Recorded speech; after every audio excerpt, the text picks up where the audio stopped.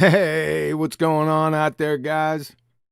Got another great show lined up for you today from BALLBUSTERS. If you'd like to support this channel, there are PayPal and Patreon links in the info box below. BALLBUSTERS, assemble! What's going on out there, guys? Hey, welcome to BALLBUSTERS. Evening, everyone. Adam. Hello. Hey, Adam's on time. Chocolate's out. You guys feeling all right? Just fashionably just on time, mate. I was nearly late, but yeah. You guys throw Good to me be off, here. man. It's not gonna work. Shout out to Bouncing Betty, the beautiful one. Had a birthday bash today. We'll miss her, but I'm sure she'll tune in here and there. The bouncing one, the beautiful Betty at a birthday bash. That was pretty good. I like that. Yeah. Bouncing Betty. You guys know, you know what a Bouncing Betty is, right? I don't know what a Bouncing Betty is, but I'm absolutely certain she'll love being referred to as Bouncing Betty. You think? That's what I thought. I thought they were cool.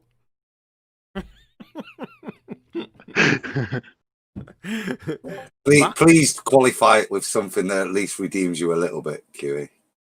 I don't think I can. If I tell you what a Bouncing Betty is, I'm going to get down the tubes. Is it a dam buster or something? Is it a what? Dam buster. Nah, it's a landmine. I was close. Explosives, though, right? Yeah. So what it does, right? If you step on it, it doesn't go off, right? It's got a spring inside it, and what happens is when you take your foot off it, that thing flies up, about 4 or 5 feet high, and then explodes.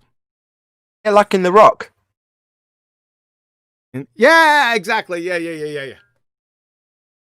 Well, I'm I'd just sure. like to disassociate myself with that analogy, if possible, just for fair. Took the words out of my mouth, Adam. Exactly. I'm sure Betty will love to be referred to as an explosion that has a delayed fuse and blows half your body apart. Well, thanks. It might be applicable when she gets hold of you. Well, thanks for dropping anchor here and stressing it and going right into detail with everything. Appreciate that. Yeah. What's happening out there in Flatland? Well, I suppose the recent event when I was last that was Sleeping Warrior. It was him, you, and I that kind of made that event happen. And you covered it with an old show about gravity that you did with Cathexis, which was on, I believe, Tuesday.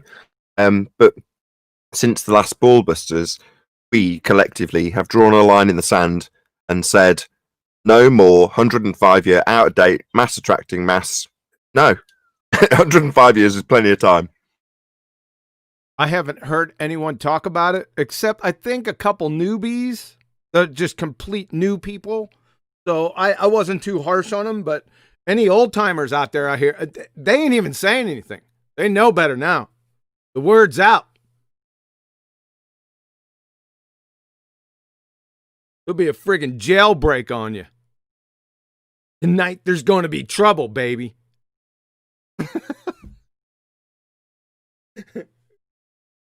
They're not saying much about much because there's no argument. Their globe is dead. Well, Yeah. while they appeal into frigonometry. Trigonometry, baby.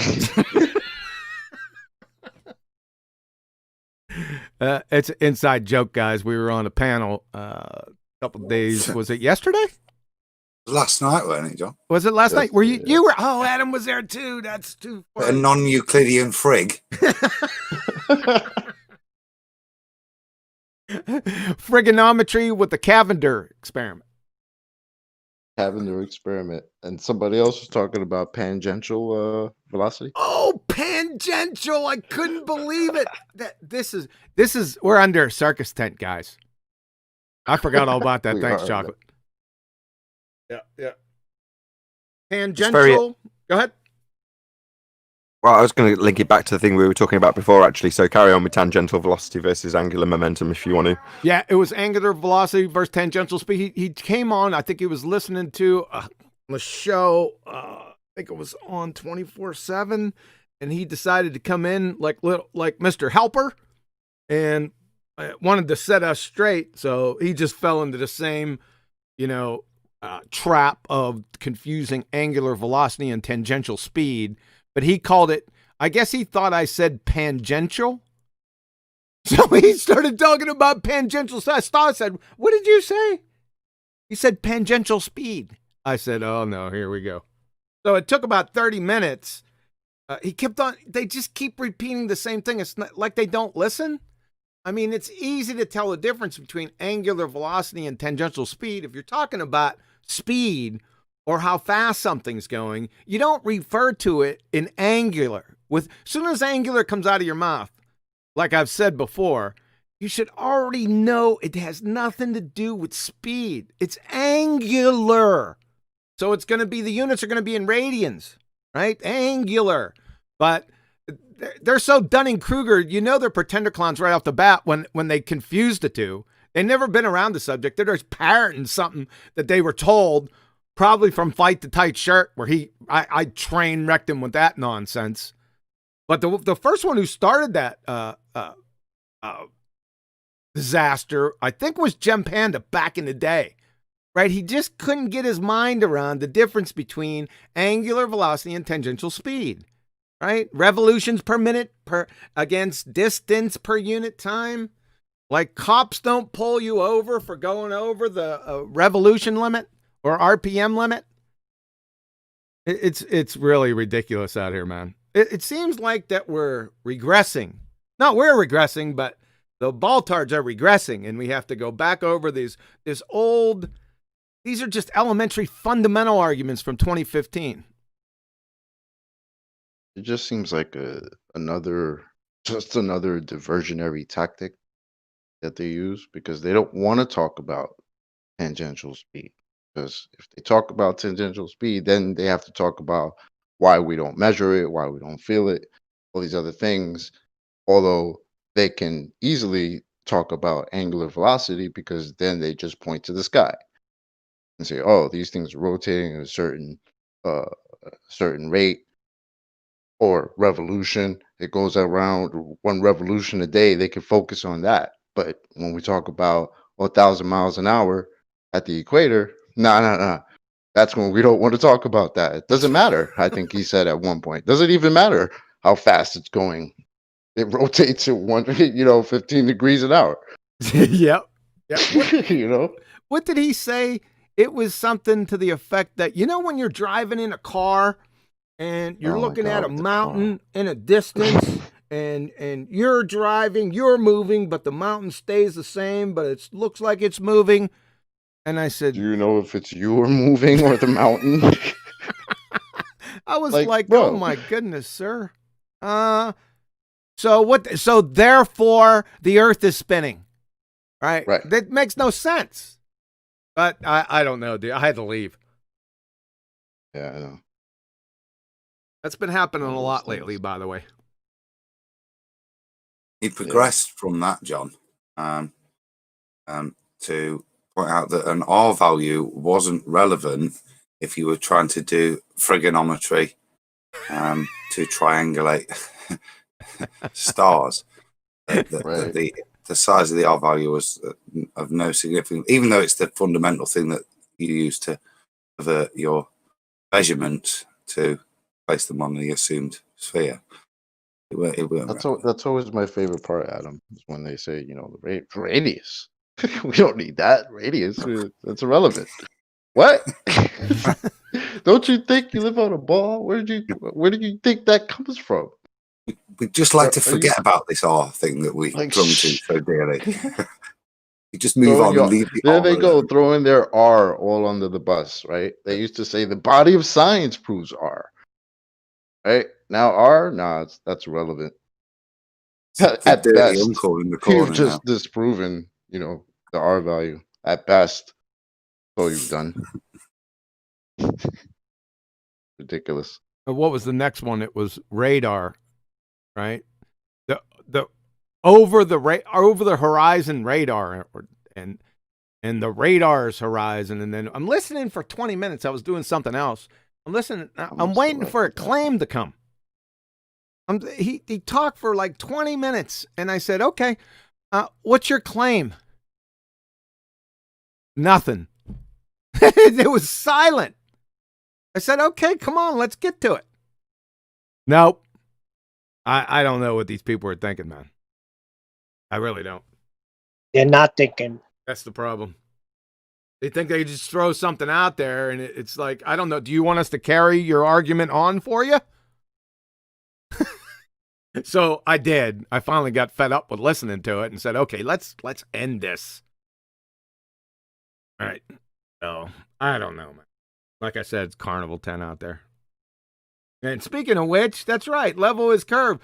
See, when you have to explain to grown adults that level isn't curved, then everything, all bets are off. I mean, why go into anything more other than, maybe how's the weather where you're at? Even then, I'm questioning whether you're going to give me something, factual. Word. Level means level. When I'm doing a floor and we level a floor, we level it. Don't curve it. You just don't understand. Your floors are curved. You're actually proving curvature every time you level a floor. Now listen, there are some times when they don't want it leveled, they don't want to spend the money, and we smooth it out so it's still a little bit wavy, but that's not level. That's smooth. Not according to geodesists. I have been cornered and then cited by geodesist references that say a level isn't curved. So that must be true. Just change the definition, right? Change the definition to its antithesis and then roll with that. Yeah, it's just semantics. Yeah, it's just, yeah. Yeah, but that's the problem we're having. My cousin, she's a teacher. She goes to definitions, and they all back this heliocentric bullshit. Give us an example. Coriolis says it's a force. Oh, I'll tell you what, that Coriolis, that's why I usually stay away from that. Unless it's with a seasoned baller. Because I'll tell you what, even because they can cite even the references that you pull up, they got it all wrong. Right? That's what I'm talking about. Yeah, and it takes so long to go through that argument to fix everything. I know it's easy, but to explain what the Coriolis effect actually is, but to get through all the other contradictory nonsense, I could pull up 3 or 4 contradictory definitions of the Coriolis effect in like 2 minutes. Just hit Coriolis, just type Coriolis effect into any search engine, and you could pull it up from, I would say reputable sources. They don't have a clue. In fact, they contradict themselves within the very same article a number of times. That's been my experience. But like I said, I usually stay away from it. They take this word force and then throw it after that.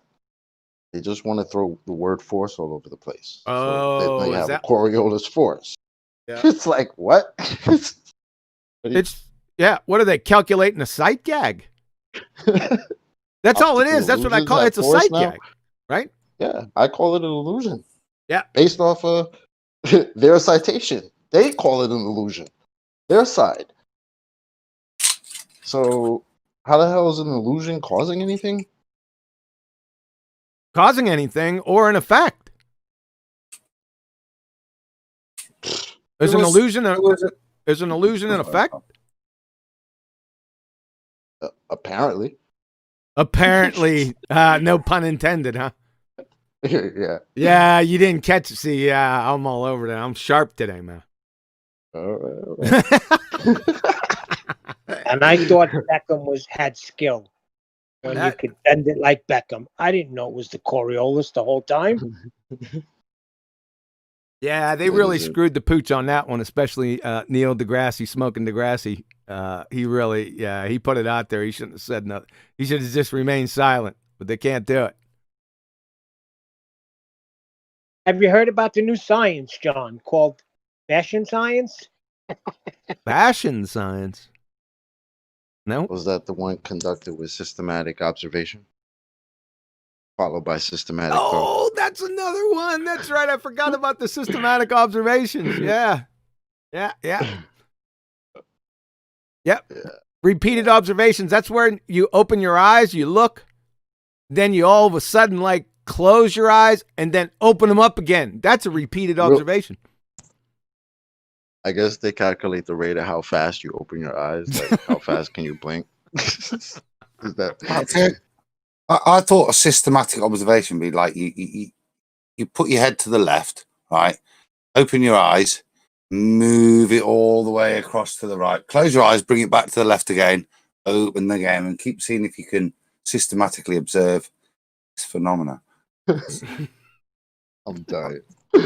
Seem empirical, surely. Mind if I bring an end to this nonsense? So, just for the audience's benefit, that the reason it's asserted that for some reason, when having non-science or even pseudoscience, you need repeatability, is because the scientific method has the repeatability aspect in the testing of the hypothesis. That would be the systematic experimentation stage. That's got to be repeatable. Whereas the assertion, which is being poked fun at, is to say that, let's say the example is you're trying to figure out the cause of a boiling hot spring, and you go up to the hot spring and go, let's have a little look at that hot spring. I think acid content causes the hot spring to boil. And then you close your eyes really tightly and then open your eyes again and see it's still boiling and go, repeated observation. And therefore I can attribute my just so story of it being acid. Rather than repeatedly heating the water to see it boil, that would be repeated experimentation rather than just so stories and repeated observations, which is kind of meaningless. Yep, they screw it up because empirical is observable, repeatable, testable, and falsifiable. That repeatable is focused on the operator. That operator is experiment, not observation, is what he's trying to say. So it's focused on the experiment. So I don't know, boys. They're rough. I mean, even just saying observation, I mean, that's redundant. It's the first step. Oh, observational science. That's another good one. Yeah, that's a bit redundant. Yeah. Yeah, it's also when you say that's all you need, that's a fallacy of composition, by the way. Just in case you guys want to know that out there. That's all I got are fallacies, man. That's it. It's your job. It's a difficult one to actually recognize them because they say them so fast, right? And then they're on to either a downstream topic from the fallacy or they switch to another one. So you got to be quick on those fallacies. You got to be able to recognize them quick. And of course, when you stop them, oh, why are you interrupting me? Well, because it's a bit fallacious there, buddy. And we don't want to spend 10 minutes downstream of the begging the question fallacy, which also has many other fallacies right behind it. Right? Oh, you interrupted me. I can't get my point out. Yeah, you got it out all right. Pounds. A very appropriate preamble because a lot of the things discussed in this introduction to part 4 of part 4. It's part 4. Yeah, part 4 of this Master of Science presentation. All of these things we've just discussed are often asserted as being scientific. It doesn't matter if it's pendulums and gyroscopes, in the case of Coriolis claiming 15 degrees an hour as Earth rotates underneath, gravity. All of these things are formally asserted to us as science, and they're not. So ascertaining what science actually is, obviously that's all about. That's what this presentation is all about. So hypothesis construction, I believe, was the last show we did. Is that right, QE? Hypothesis for part 3? Good question. I can't even remember what part 3 was about. I think it was hypothesis construction. I could be wrong. Nevertheless, check out. It's just my route in to plug it. Check out all 3 of the other former Master Science presentations that are on. All 3 are on both of Nathan Oakley 1980 and Quantum Race channels. Obviously, this one's going out live now, and I'll mirror it next week. But yeah, check out all the former presentations. They're fairly digestible and focused on specific aspects of science. But what aspect do we do today? You are so coy, man. You're like, we're gonna. So I guess we ought to start the presentation. Is that what you're trying to say? The segue. I'm so eloquent with these things. That was beautifully done until you highlighted it. And I just like to thank you from the deepest recesses in my heart. At 12:59, I'm just ready to go live, right? And you say, so how you gonna go live? Are you using the old setup or are you using the new? Well, make sure you press go live here and here and here, right? And I'm sitting there, oh my God. Then I see it click to 1 o'clock. I said, oh, thanks a lot, man. I said, I already have this covered, but just go ahead and put some doubt in my mind that this thing's not going to go off, right? I'm there, thanks, man. But yeah, it went off. You don't have to hit all those buttons, man. All I have to do, I just have it set up to where it's set up. It's not the premiere. What do they call that? Live show. Now it's one where you put out the ad for the show. They have a name for it. I lost it. A scheduled stream. Yeah, scheduled stream. That's right. So all I have to do is hit that scheduled stream and then just hit stream, right? And it picks it right up. So I don't have to hit go live or anything. It just picks it up. So that's a little. Yeah. Does that make sense, or do you do it differently to talk about admin? I think we should spend 20 minutes on this. I think we should too. Nathan, I was going to say, as the beautiful segue was ruined, could I just add one little bit? I missed chocolate on Thursday. I did have some good news, chocolate. The copyright strike we got, I challenged, and it's been removed, and we're good to go. So, anybody wants to play some KIM with chocolate, it should be good to go. You won't, if you play it from my channel, get a strike from me. So, Oh, that's awesome, man. Thanks. Wasn't somebody? Well, hold on. Wasn't somebody supposed to hook another person up? I just remembered this. oh, I'm getting work, aren't I? Have to have skill. Yeah, somebody said that they don't worry, it's coming. Something to that effect. Yeah. To be fair, I did, didn't I? And then I went on holiday. And I'll take that gentle reminder, QE, and get to work. I think it might be moot at this point because it's been so long. Maybe you're going to have to lay another track, bro. Hmm. Something more I think topical. It's only appropriate, given this, segue that we've deviated away from, for me to say that it's very important that we all subscribe to Nathan Oakley 1980 and Nathan Oakley channel, respectively. Just think I should drop that in here. Perfect segue. Hey, so let's get to it, man. All right, Mike Discipline.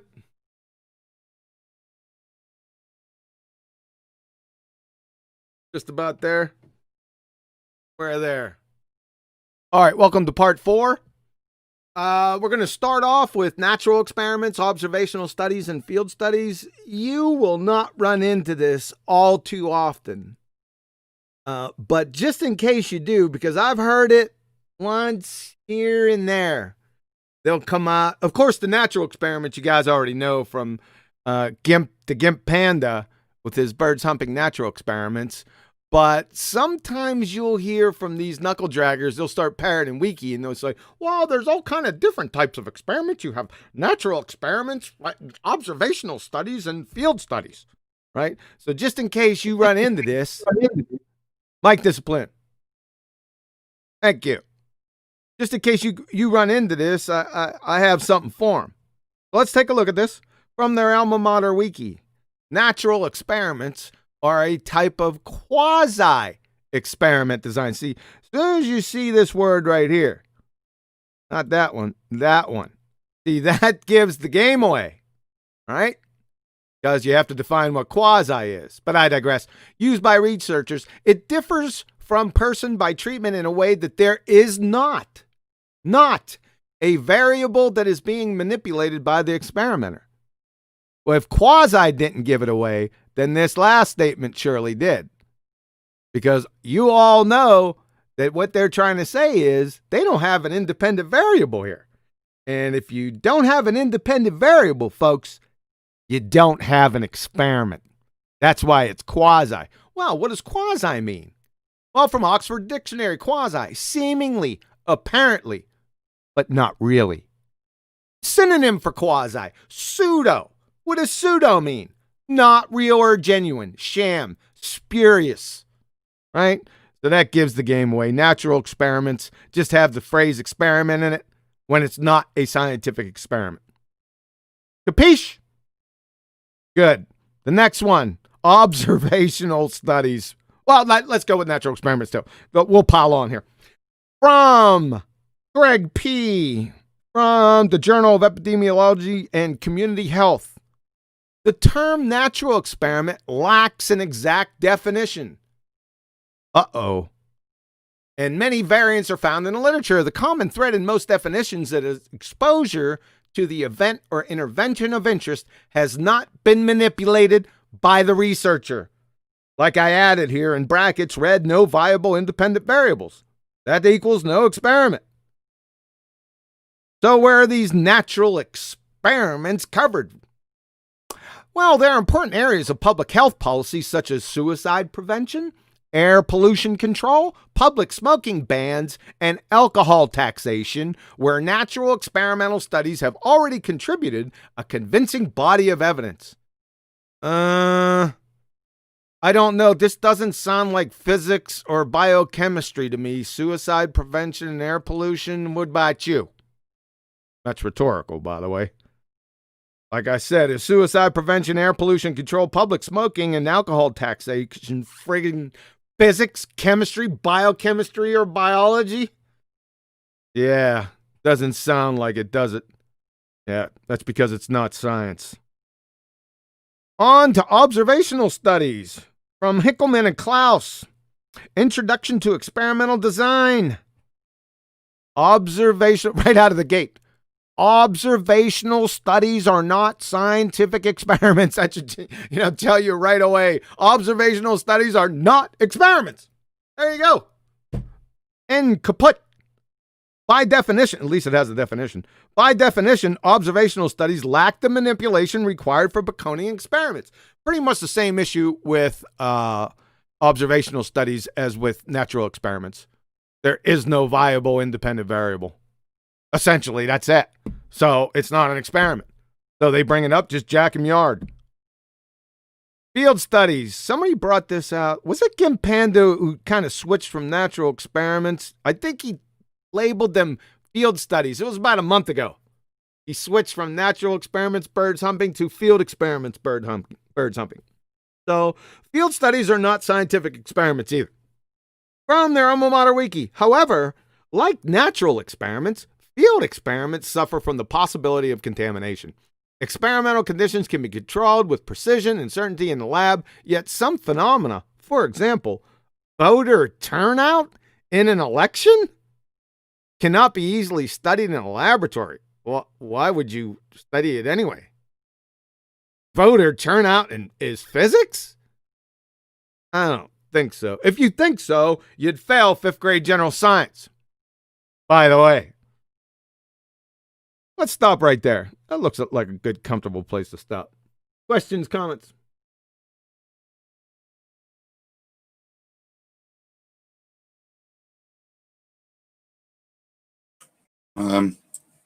Shall I go? I hope so. You just scroll up for me a bit, John. Scroll up. I took it off the screen. I can't One see second. the screen. I'm on YouTube. 1 second. Go Go ahead. Where you want to go? It's not. I can't see. I'll just have to wait. I just thought anyway. It's really more to do with what you were saying. Just to exemplify a couple of points, because outside of the descriptions themselves, studies being the main word they're using, which is a word means something. They're not using experiments; they're observational studies. By their own description, they're not claiming this. It's interesting that they're given the validity. So there's that point. When you look at what you talked about, suicide, these are factors, observational and correlational. Suicide rate doesn't have necessarily one cause and effect. That I thought was a good example of what these studies are. There might be certain factors that could cause and influence things, but it's not a direct cause and effect relationship with regards to what's going off. It's not like these things don't have any validity, but in no way should it be using the term experiment or claiming any scientific validity. Validity. Validity. Yeah, sorry. I'm struggling a bit tonight. It's been a bit of a rush, mate. I've only got a cheeky Verdicchio this evening, and she's not started yet, so maybe a bit of a dry palate. Hold on a second. That whole spiel right in there is from epidemiology, so that should give the game away right away to you, right? Number one. Go ahead. What's the next bit I wanted to mention when he's talking about observational studies? Epidemiology is one of the best examples of an observational study. It's not that it doesn't have validity, but it's trying to notice patterns. COVID-19, look at if there was any validity to the testing, then what they're trying to do with this is to notice patterns. What they're not doing is trying to ascribe a cause and effect relationship. The two are very different things, So that's all I want to say. Epidemiology is another good example. Stuff that's useful to us, but in no way is it science. It's not a cause and effect relationship that the whole thing is studying or set up to do. It's there to notice correlations and correlations. Yep, that's what it. Yep, epidemiology is strictly correlational research. And by the way, there is no natural phenomena observed there. No, it's not science. Go ahead, Nathan. It is, but if I insert a natural phenomena, obviously science is dealing with things in the physical and natural world. So if you've got the reproduction habits of birds, that'd be natural and a phenomena, right? The reproduction habits of birds. I guess that would be a natural phenomena. Go on. I was just paraphrasing Gimp Panda. Was it you called Quasimodo? Yeah, there's nothing. With epidemiology, again, within that, there are certain things that people may do to support their understanding of the patterns that could be classified as science. But the actual study itself is not scientific. So they may, within the study, have science that validates its correlation and the supposition and support it gives to that. But so it's not unscientific from top to bottom, and that's kind of where average baller would try to stick it as soon as you say these things. I just want to, but fundamentally, in and of itself, epidemiology, observational studies, they of themselves aren't scientific, and the confirmation or statement that they give you is not scientific. And I think what we see is that it's portrayed as scientific, and that's why it's quasi and pseudo. Right. You got it. Yes. Yeah. If it's claimed to be actual science, that's what makes it pseudoscience. See, the epidemiological researchers, they already know that it's not science, so they don't portray it that way. But others outside who don't know what the heck they're talking about call it science. That's when it becomes pseudoscience in that specific case and context. How about that? Also be quite tricky with it. So, I'm going to descend this into absurdity just for the sake of example, but if you say my phenomena is the egg that's produced, that's the phenomena, and I'm going to vary the aftershave that the bird wears, therefore science, right? I'm just saying, rather than an absurd notion of me varying aftershave to make it obvious, but if I say, the scent of the bird that's accumulated from its environment, I'm varying that to see if it has a better success rate of breeding. Well, that almost sounds like science, right? Almost. That's that. Like, if birds hump, then Oh my egg God. would be the baller of it. I think within that, the rate of birds humping, you may be able to get a correlation to the number of chicks the next year. That would be an observational study. Within that observational study, one of the foundational things would be scientific, that in your scientific repeated experiment, no egg fertilized when it wasn't impregnated by a sperm. You could confirm that there is never a fertilized egg created when there isn't a sperm. So that could be scientific, that statement. But to then try and bring it out any further, you lose the science and you go into the realms of observational and correlational stuff. Oh my. All right. Anything else with this? I think it's pretty cut and dry with those three types: the observational studies, field experiments, field studies, or natural experiments. I think it's pretty cut and dry to anyone that can fog a mirror. Even if you haven't been around these types of quote unquote experimental designs, it should jump off the page at you that we're not talking about science here.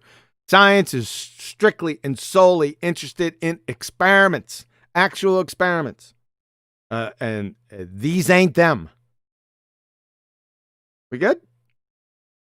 It's just another part of the hypnosis. Just say science and attribute everything we can look at to science. You just look at stuff, notice patterns, write those patterns down. Okay, great.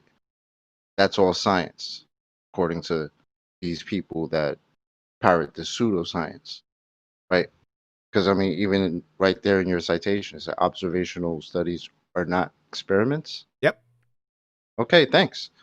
That's Have a what good I day. said. Like, it's not an experiment. Well, if you don't have science, then why are you even calling it science? You don't have science without experiment, and you say right there you don't have experiment. So what are we talking about? You're looking at stuff. Okay, great. What are you doing after that? What are you manipulating? Nothing? Okay. Thanks. Have a good day. It's not science. Yep. Simple as that. Yep. Any more on that one?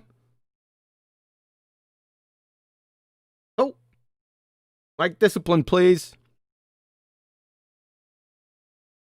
So this is a real stumbling block to many people, right?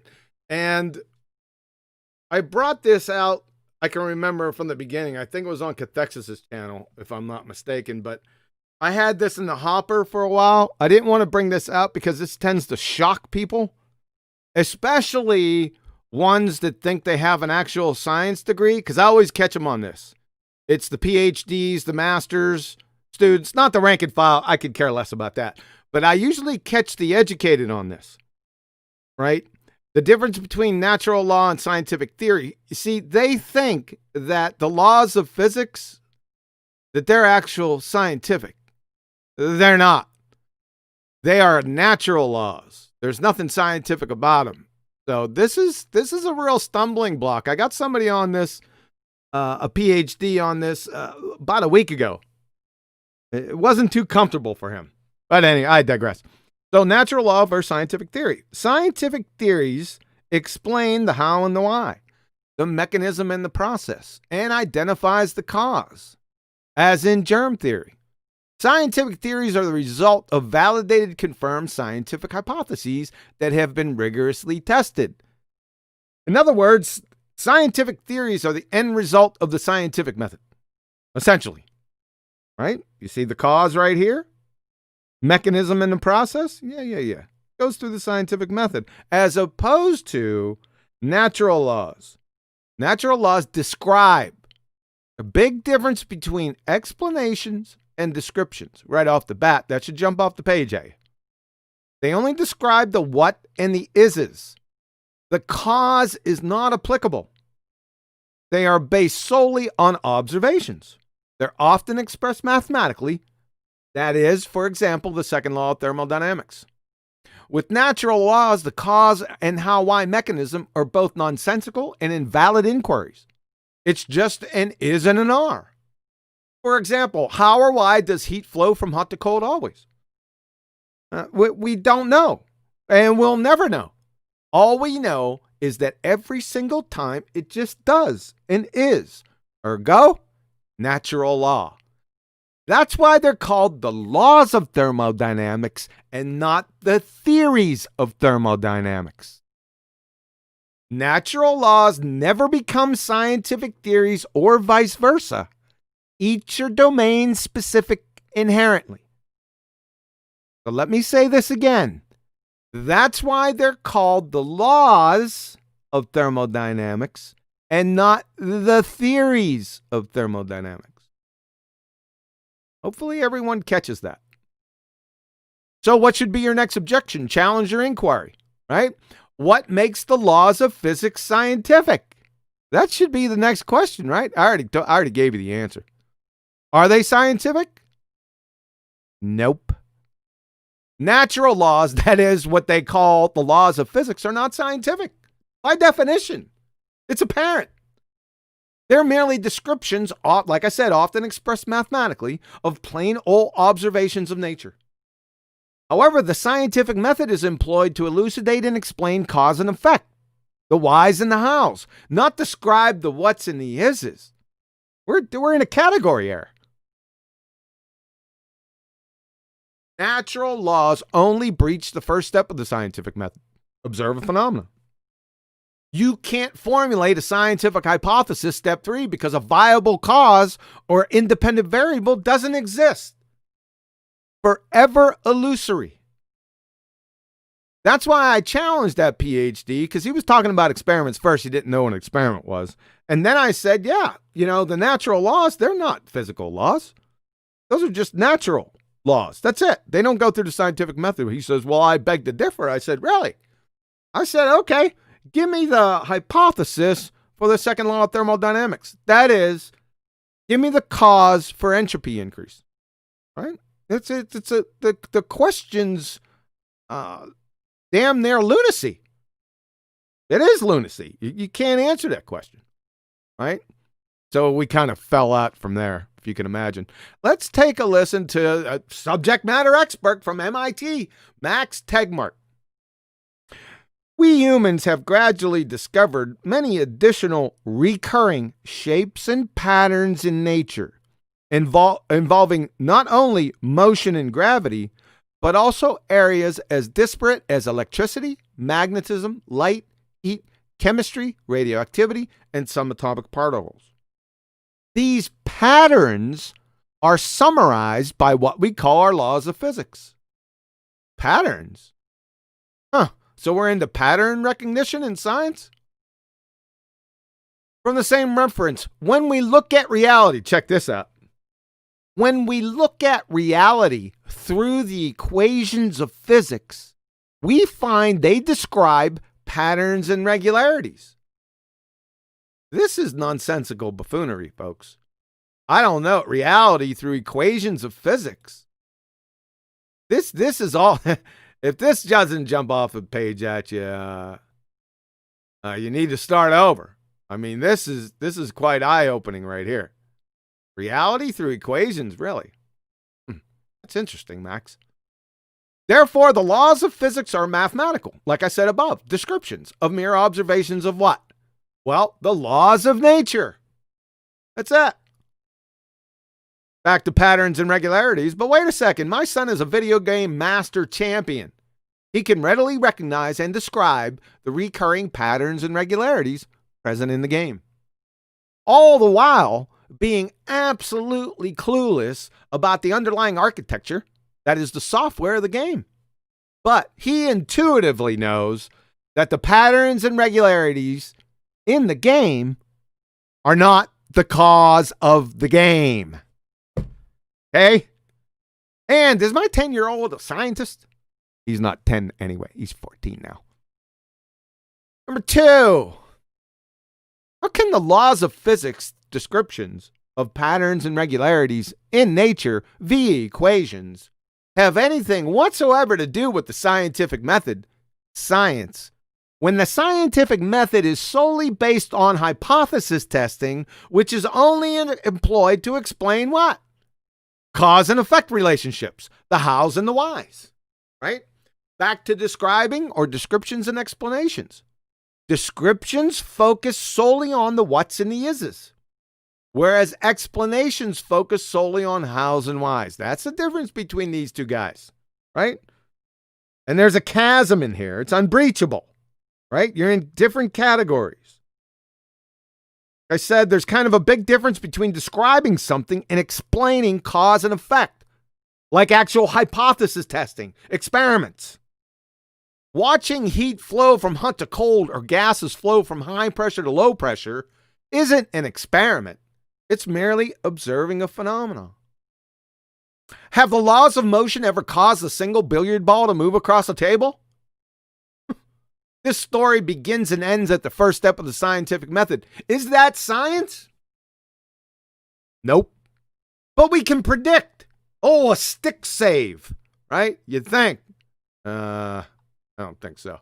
So after observing heat flow from hot to cold a few billion times, second law of thermodynamics, without fail, you scientifically predict, genuflect, that if I set my scalding hot cup of coffee on the table for 20 minutes, it's going to get cooler?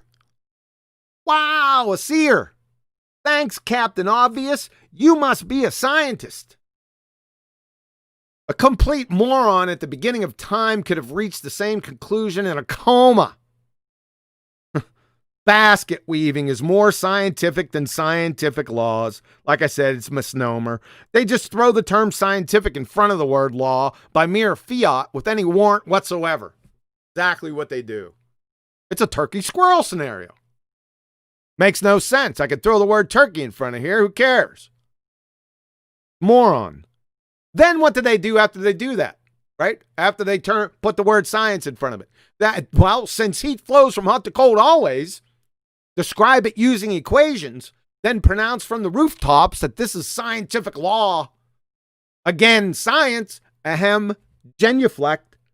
This is second grade slick because it greases the skids for the propaganda efforts with Joe Coffey and Betty Breadmaker, the masses of the scientific illiterate public, to now put the term scientific in front of just about anything for veracity and validation.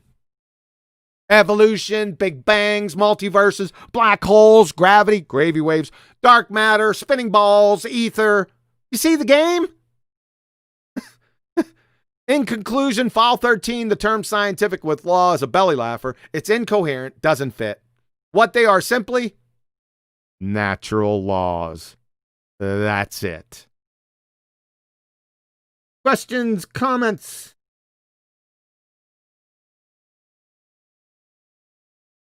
Oh, it's good. Very good. You've got to stop people in their tracks if they start to use the word science. Yeah, the laws are inviolable. Doesn't mean they've been through the method. They haven't.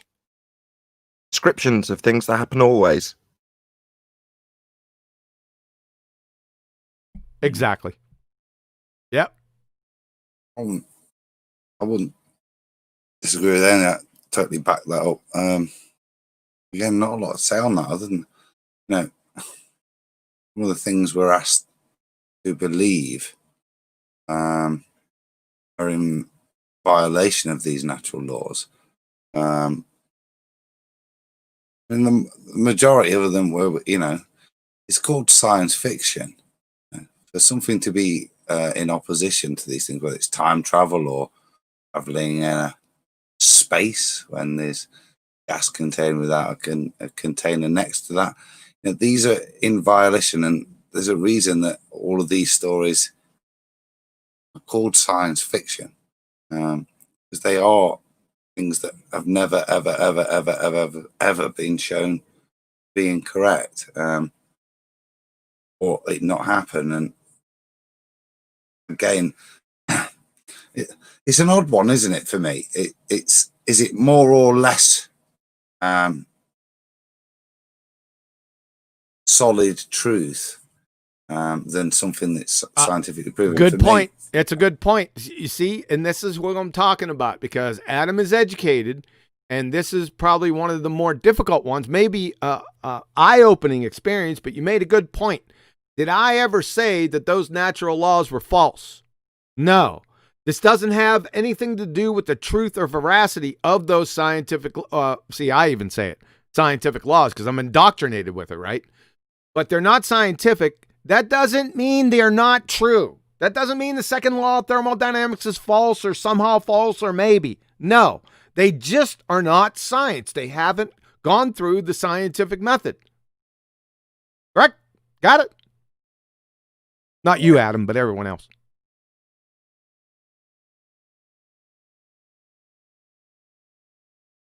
Hello? Is anybody out there? Yeah, we got it. We got it.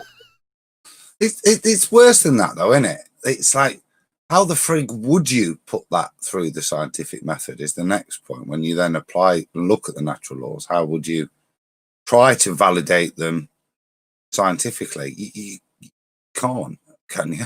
No, you can't. You can't do it. I mean, you can observe a phenomenon. Okay, let's try it. Like I said, give me the hypothesis for entropy increase. I mean, you're screwed. Yeah, how do you figure out why the coffee gets cold? Why is that happening? Why does that always happening? How do you figure that out? How do you determine the cause of that? Being that that's just what happens. Yep. Yeah, You it's dead in its tracks. Go ahead. You can do a bit of science and say that the rate of airflow past the coffee cup will affect the rate of cooling scientifically, but you're not getting close to why. You get it? No, you'll never get close. Like I said, it's forever illusory. I know the answer is accelerating. The coffee is accelerating. Yeah, oh goodness. And the wind is cooling it off during the acceleration. And be careful. Let me put another caveat out there. Be careful. Just because something is called a law doesn't make it so. I was waiting to jump in on that exact point. That's part of the trick, isn't it? Why would you call these laws, which are inviolable, scientific when it's inaccurate? Well, because it opens the floodgates to have the law of gravitation. Well, the difference, the very specific, distinct difference, is between inviolable, i.e. occurring always without exception, versus debunked by letting go of a helium balloon. So you can call something a law, doesn't mean it's inviolable. And you just have to show it to be incorrect to debunk it, and therefore it's not a law anymore. It has to apply always. You can't have something that's debunked, like the law of gravitation, and say, well, it's got the word law. Well, yeah, so what? Precisely. Because that's just a linguistic gymnastic game, right? So Sir. we can, gravitation's a good one, the law of gravitation, and say helium balloon debunked it. I was pondering there. I don't think we're confident enough with a law of density disequilibrium. Any object that's taken out of density disequilibrium will seek to reach equilibrium. Shout out to Rob Keane. Says, can I be unmuted, please? Yeah, and answer that. I've not read it as a natural law, QE, but surely that is a natural law. If you take any object, take it out of density equilibrium, it will try to re-seek re-equilibrium. Are you asking me? Supported. Are you asking me? Yeah. I'm just on the fly here. I was just. Are you saying is relative density law like? To me, a natural law would be if you take any object, whatever medium it's in, and remove it from its equilibrium, it will always try to re-seek the original equilibrium. Now, you may be able to impede that or stop it with other things, but that doesn't stop the natural desire for entropy to follow and it to re-seek that equilibrium you've taken out of. to me would be a correct interpretation of the law of gravitation if you want to use it in any real sense. I can divert this real quick. You want to define equilibrium for us, Adam? I knew I'd see that. No, I don't want to go down that road. I'm not going to go down there because it'll get too much information. That's how I usually bust people that talk about equilibrium. They throw that term around and they don't know what it means. It does have specific meaning in chemistry, and it's not the same one that we're talking about here, correct?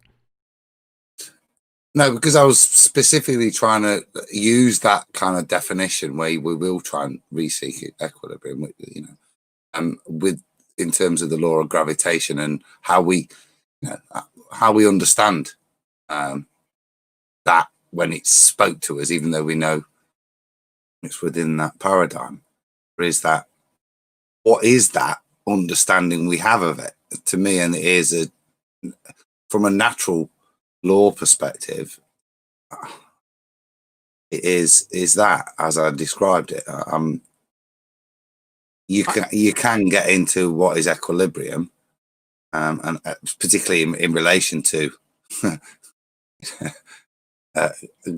trying to supersede a gravitation theory, which is probably I should stop. Don't try. Yeah. You're getting nonsense. I would say stop. Number one, the universal law of gravitation. If you're having a proxy for that, number one, and you know this. I mean, that really doesn't exist. Actually, it was put forward, but it's not. There's no efficacy with there's nothing. In fact, it's wrong, right? So it's not a law. I don't know if we should go trying to replace it. They tried with the theory, which is lunacy, which isn't a theory anyway. But we could talk about relative, like I was talking about before with relative density. I had a whole spill. Remember that spill I had? It was a while ago on Skype about the real question is, why is the more dense atmosphere close to the Earth? That's the real question. That's another forever illusory question, right? So it's more law-like, is what I'm saying. Please ask the super chat just to maybe ask a question. Is it okay if I take Rob off mute temporarily, find out what he wants? Yeah, go ahead. Do you have a question, Rob? No, I haven't preempted him, so he's probably buggered off now. Sorry about that, Rob.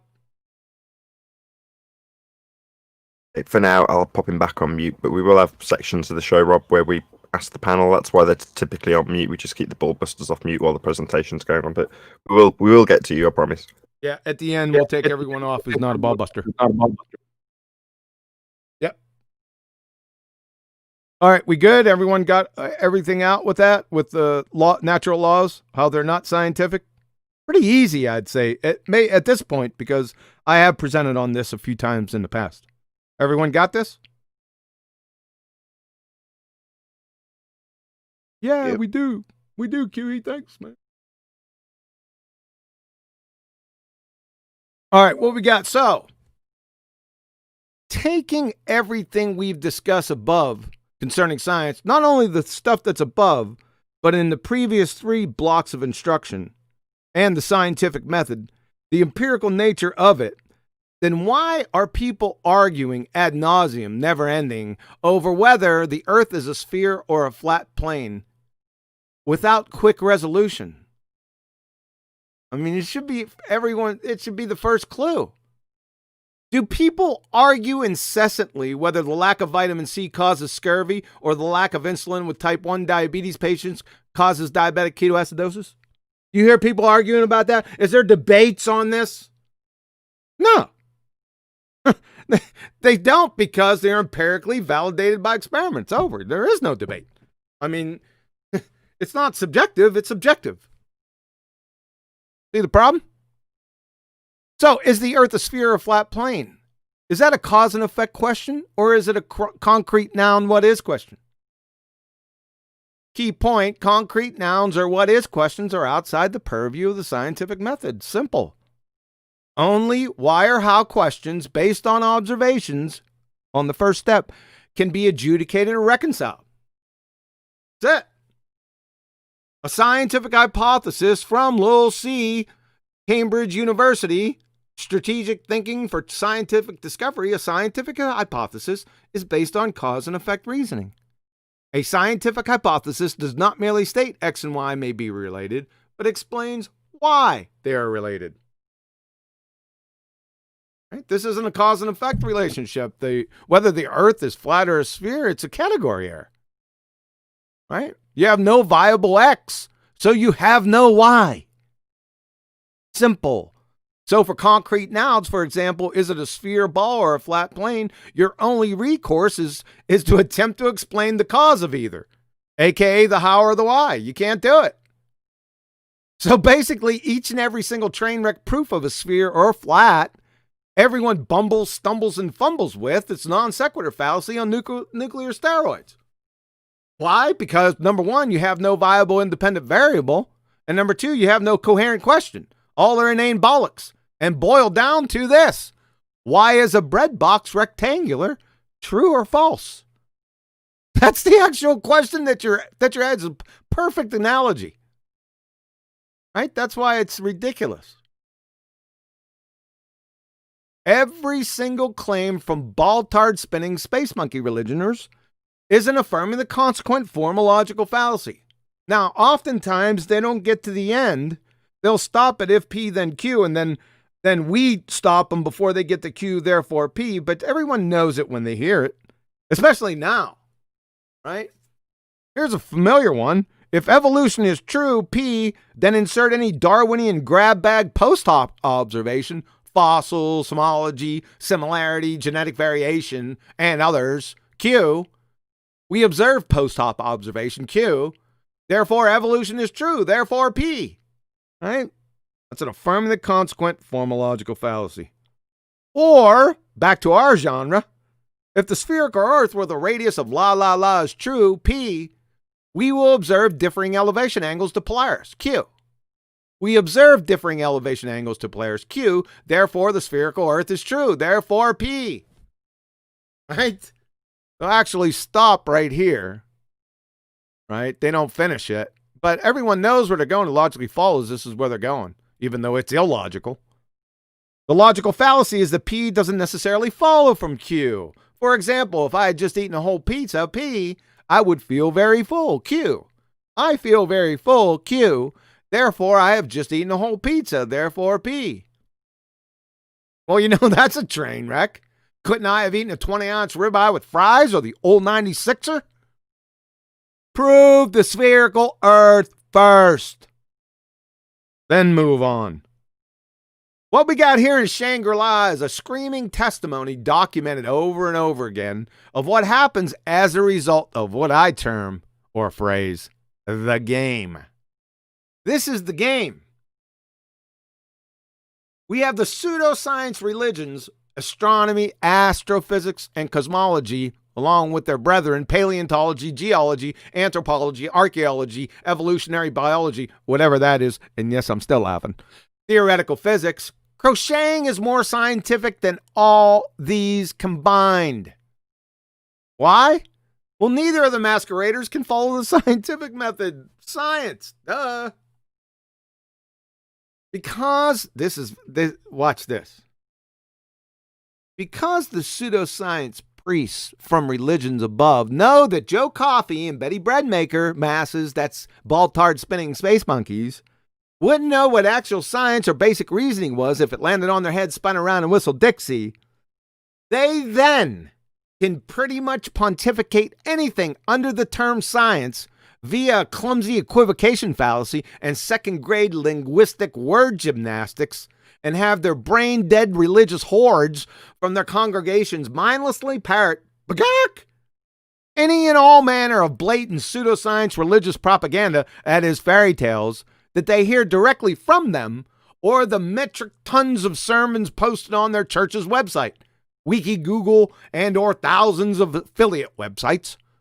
However, when the pseudoscience priest or anyone from their congregation is directly challenged by anyone with a 5th grade general science acumen or better and or can fog a mirror, then they call the challenger names, pick any appeal to ridicule fallacy akin to the tactics employed on the 2nd grade playground, carpet bomb of a barrage of logical fallacies, contradict themselves with every other breath, and muster their hordes and appeal to the consensus fallacy of their pseudoscience congregationers and priests. Rinse, repeat, rinse, repeat. That's all we get. It's simply pseudoscience religion, right? Parroted incessantly by fanatical, indoctrinated wankers, that's the spinning space monkey ball-tards, that couldn't tell the difference between a Bunsen burner and a beach ball. Then, in a twist of irony, rail against religion with voracious anger, all the while being neck-deep in one. Yeah, that religion's scientifically falsified, by the way. Mind-numbing greenery. Thanks, Globetard Goobers, for perfectly illustrating. The end. Questions, comments? Shout out to Flat Earth Data. Says, John, QE, is ace. Nathan Oakley is ace. Chocolate is ace. Arwin is ace. 10th Man is ace. And, of course, Flat Earth Data is ace. Shout out to you, Flat Earth Data. Thank you for the super chat. I'm not happy about that. Adam Meakin is not ace. I don't think he had room on the super chat, Adam. That's all it is. Look, clearly, no, you can't add that. You can't add to a man's words. I'm good. I just did. I'll just say for the record, Adam is ace, though. That's true, Chocolate. Well said. Adam is ace. He is ace. The Adam. Betty is ace. Bouncing Betty is ace. You think that'll cover me? Oh, yeah, just to round back onto track. Yeah, the game, right? The game is the hijacking of a claimed pseudoscience by use of language to make you think they've got something that's empirically validated when it's just their stories that they've made up and don't have any actual scientific validity for them. That's the point of the last passage, just so we're back on the rails and hopefully talking about the subject. Oh, no, because I just want to say that Flat Earth Data is also super ace out on the super chat. That is true also. Although he did also tell us that in his own super chat rather than saying how ace you were. Yeah, but I just want to give it him back. To put it in a super chat, respect. So, I'm sending that in. So he has. I just caught that up. Sorry, I didn't know what you were talking about. So another shout out to Flat Earth Data. He says, on its own, dedicated the entire super chat just to this. Adam is super ace. So there we go. Not wrong. Adam, you're super duper ace, man. Always been. Yeah, Find out some comments from the guests. yeah. Go ahead. But before I do, Chocolate or Arwin, did you want to add anything before I do go to the other guests? I mean, everything said was on point, so it's pretty simple. It's that just recognize the hijacking. It's like everything else, right? They hijack perspective, they hijack words, they hijack science, right? So, Shout out to James Richard, who says, where would Flat Earth be if it wasn't for the historic quantum eraser? Indeed, we owe a lot to QE. Thank you for the super chat. James Richard. Should we start with, as he super chatted to find out when he was going to be taken off mute, do you want to start with Rob Keane? Yeah, go. Yeah.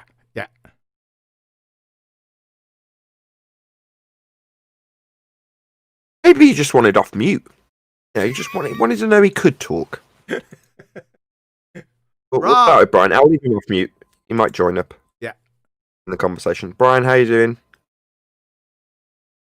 Hey Nathan, hey QE, hey everybody. Yeah, I only have one small thing to say. For the flat earthers, a lot of flat earthers find quantum eraser hard to deal with, and they find the flat earth debates hard to deal with because every time one of them is explaining something and they say the word science or they say the word experiment, if they're not saying it in the correct context, if there's a ton of bricks come down upon them, on top of them, and so it causes some of them to be defensive about it and even say, well, it's science to me, kind of stuff. But what they don't understand is, what would be the point in John doing this presentation and other presentations like it, and then on Tuesday in the flat earth debates, sit there and listen to someone, especially on our side, using the word experiment or science incorrectly and say nothing about it? There'd be no point in them even doing these. So people on the flat earth side should realise the reason that he's doing this is to take the pseudo out of science. And he can't draw the line with just ballers. He has to do it with flat earth too. Thank you. Yeah, I'll reiterate that. I mean, you just have to have a good understanding as flat earthers that it's nothing personal. If you miscategorize science, we'll cut you. Can I try reiterate that? I think respect there, John. You taught me a bit. No, I didn't. The importance of its I didn't teach you anything. Reason. Well, you did. No, I didn't. You already you gave me a Hold shake. up. Don't rumpus me. No, you the man. No, you the man. Rumpus, you rumpus. the man. Stop rumpusing me. I didn't teach you anything. You already knew it. I just had to highlight it. Yeah, that's what I was going to say anyway. but that highlighting is important, right? But look at what we're doing to the ballers, and I think for us to maintain our integrity, for us to go forward and to define things, so we have got a bloody clue the world we live in, that we can say this is scientifically proven. It's really important for us flat earthers to abide by those rules ourselves, not wander off and use pseudoscience ourselves to build a paradigm that we all so desperately want. Because I said it the other day, in terms of the ballers, they want to jump to another paradigm, and I think Nathan said it. For me, I agree. There's a majesty to the unknown. There's a certainty to it as well, the certainty of a creator, and with that unknown majesty, I'm enjoying this ride. I'm not fearful, and I don't need to use pseudoscience to create myself a new paradigm. And I think as we move forward, it's important that as a community, if we're going to hold our validity, we stick to the skills that QE is showing us right now. Really important. So enough smoke blame, John, but thanks, mate. And we've got to keep going on this because it is important. Thank you, sir. Yep, I agree. We will not compromise. Not on this topic. Rob. Sorry. Go ahead. We'll try Rob again. Rob, Yep. You there? Can you hear me? Yes. Hello? Hello? Hello. Hello, Yeah, we hear you. All right, good. Yeah, I got nothing. Did you say I got nothing to say?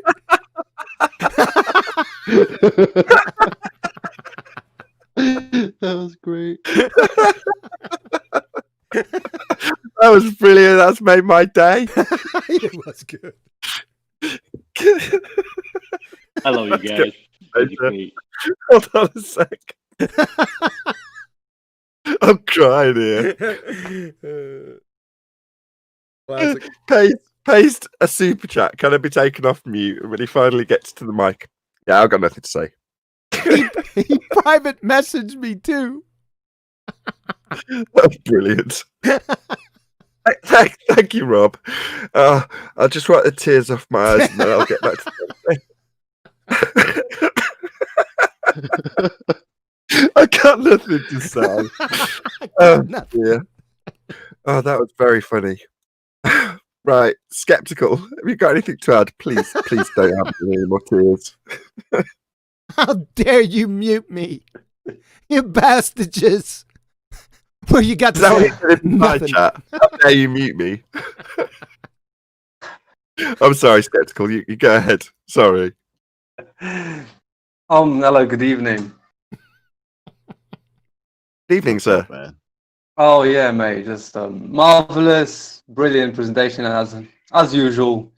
But the third part, which is very unfortunate, is that how science has been deliberately hijacked, and the very reason why I'm for myself as a radical skeptic towards like even scientific inquiry nowadays is because of that, really. So I don't even do you know what I mean? So it's like the precious valuable thing like scientific method, which is a very important thing now. It's been hijacked at every single level, right?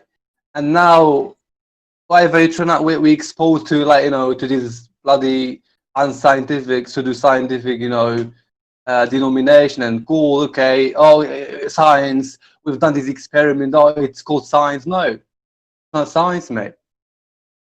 You know what I mean? So such a confusion creates within oneself this this kind of attitude of skepticism. I'm speaking for as a skeptic, really, towards scientific field, like as QA pointed out, paleontology, as archaeology, and other. One goes to the scientific field. Honestly, it was a very marvelous presentation, QA. Thank you once again. Very brilliant. Yeah. But I just have a particular question regarding a discipline called epidemiology. Probably Adam, he brought it up, and then you say, okay, it's not scientific.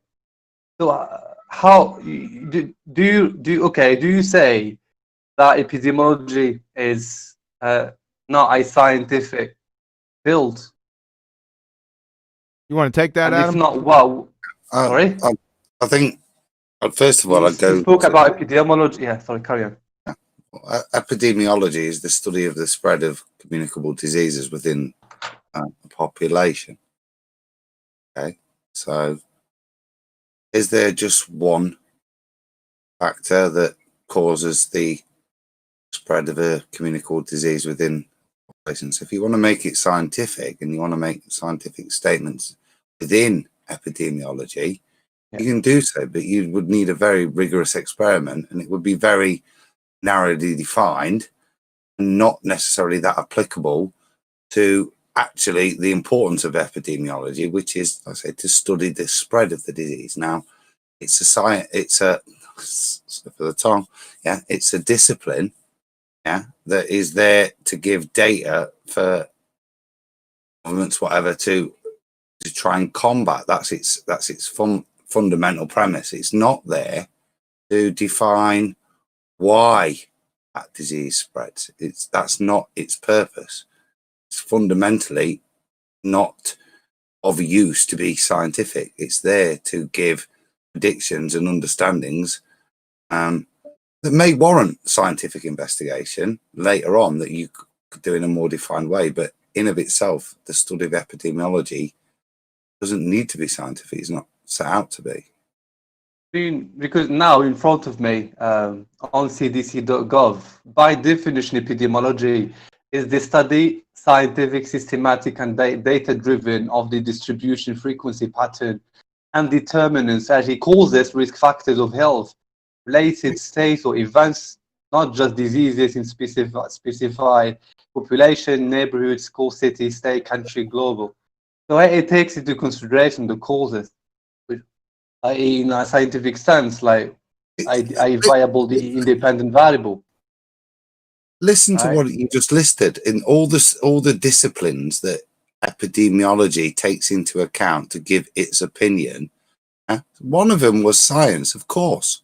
Science has to be in there. Some of the, as we talked about birds humping, you can work science at a lower level and it will validate some of your base assumptions. Yeah, but a lot of the other stuff, list them again, listen to what they are.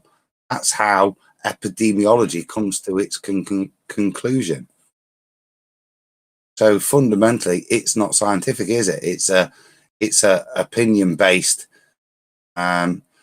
More fundamentally, when it comes to its opinion, politically, all of those different viewpoints for epidemiology can have different weightings. Answer your question, skeptical? Okay, to some extent, yeah, thank you. Just I have a last question to you, QE, regarding gravity. Can we speak about a law Broke up. Say that again. Say that one more time.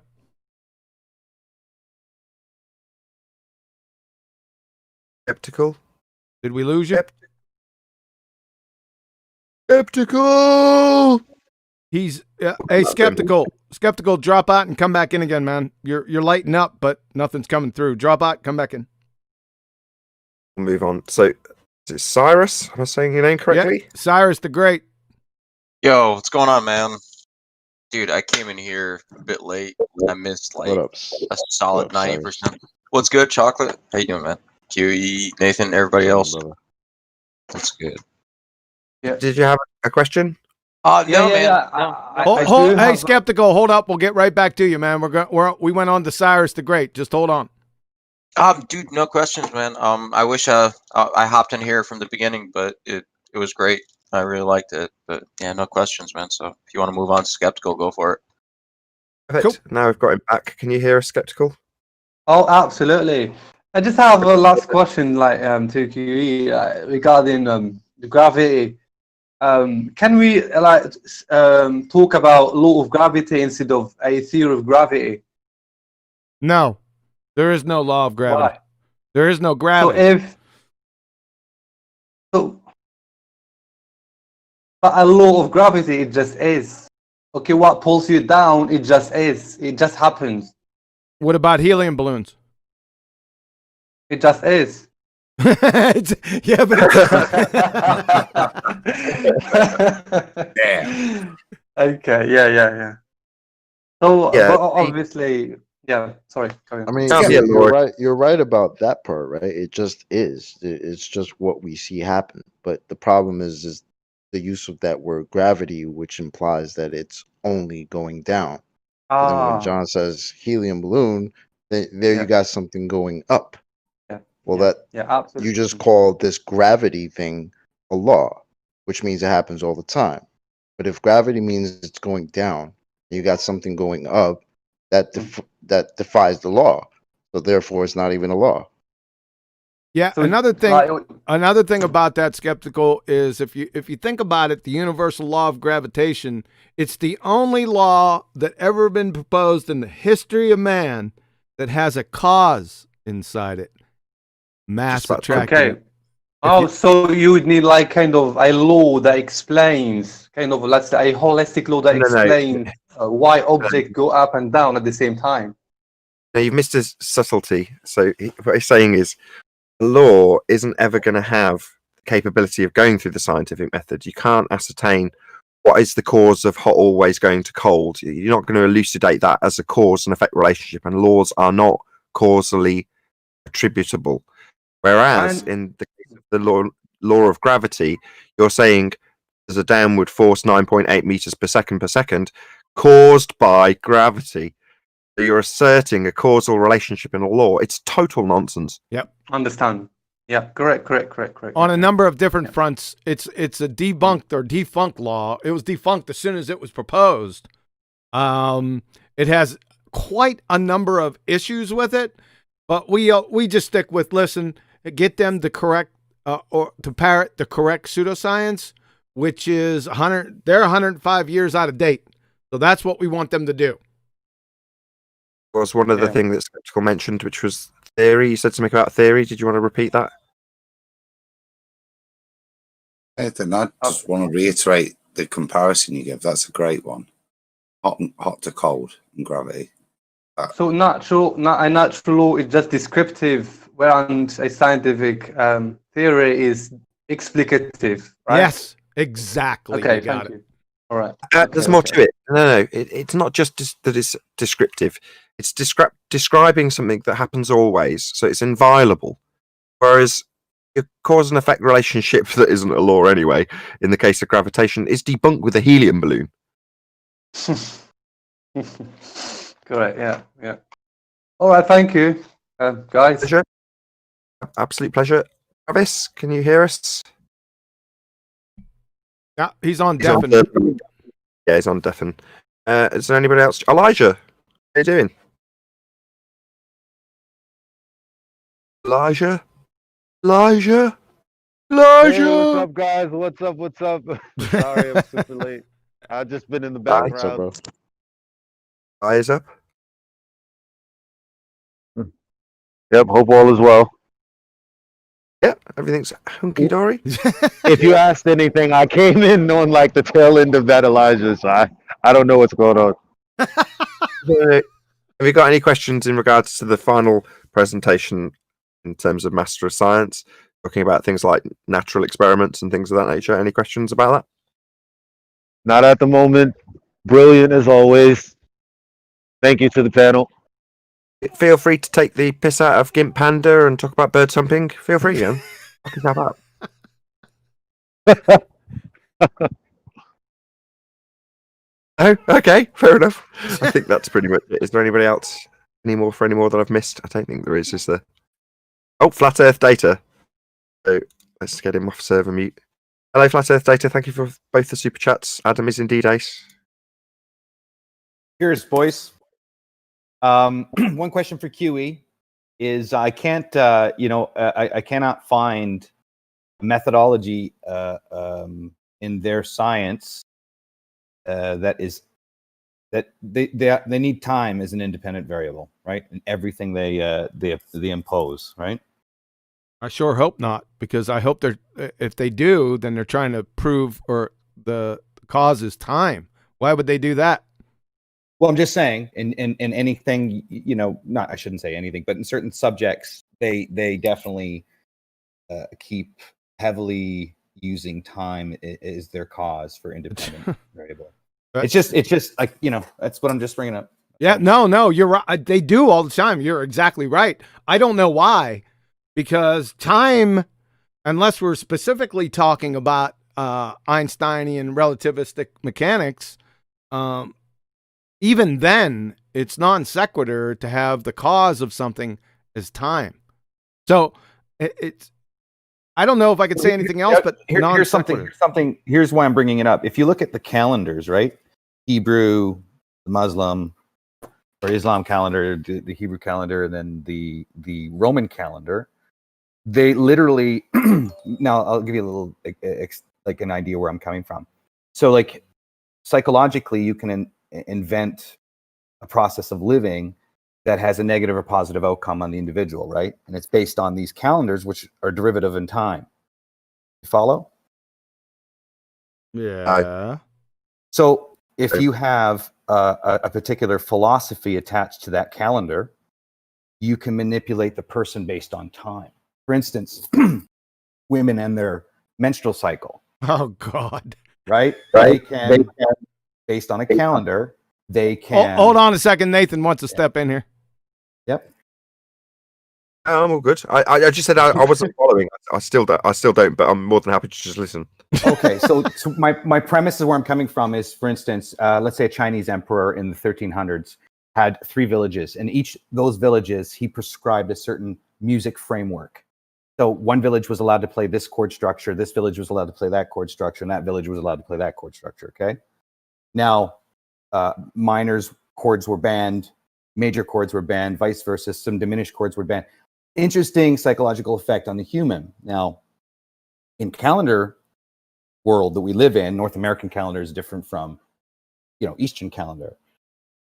Ours, the one that we are under, must have some sort of psychological implications because it's based in time, that particular calendar, as versus other calendars that are based in different times. For instance, the modern calendar has to add an extra day every 4 years, where the Hebrew calendar doesn't, the Islam calendar doesn't, right? So just wanted to bring that up. And they use that time variable as an experiment, if you get what I'm saying now. I don't. John, time's a funny one. There's time we use time, but time for me is it's a methodology that you can use to describe a physical experience. So over time, the gas canister had a hole in it, and it took so long to deflate, or etc. But when we use time in things, because time follows a natural law, as it only ever goes forwards, it just is a thing. It's not something we could ever manipulate, but it's a very good way of describing an event if we use time on the x-axis, for example. In no way is that scientific when we do that, but it's a very good way of us getting an understanding of the dynamics sometimes of what's happening. We can plot like that, and it gives us understanding to then maybe apply. Deflation of a balloon is a great example. You plot the pressure against time as it deflates the hole.